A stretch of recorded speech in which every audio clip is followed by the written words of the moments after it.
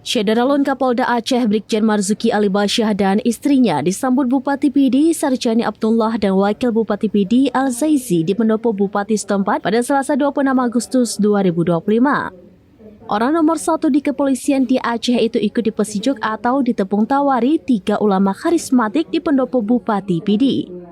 Ketiga ulama yang mempesijuk Jenderal Bintang 1 adalah Ketua MPU PD Tengku Ismi Ajalil atau Abu Ilut, Abu Mahyidin Rube, dan Tengku Zainal Abidin atau Abi Zainul Langgo. Proses pesijuk itu turut disaksikan Forkopimda PD, Kepala SKPK hingga sejumlah camat di Kabupaten PD. Selanjutnya, Kapolda Aceh Brigjen Marzuki Ali Basyah melakukan foto bersama dengan Bupati PD, Wakil Bupati PD, dan Forkopimda. Kapolda Aceh Brigjen Marzuki Ali Basyah menyatakan agenda pulang kampung ke PD hanya agenda pribadi untuk silaturahmi dan berziarah ke pusara orang tuanya di Kecamatan Tangse untuk berdoa.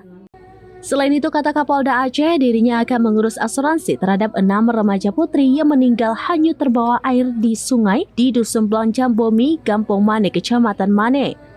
Ke-6 remaja putri itu telah dimakamkan, dirinya telah mengucapkan bela sungkawa. Kapolda Aceh Irjen Marzuki Ali Basyah mengungkapkan bahwa dirinya akan mengaktifkan pabrik semen di Laweng, Kabupaten PD. Menghidupkan pabrik semen menjadi agenda utama yang telah dibicarakan dengan Bupati PD.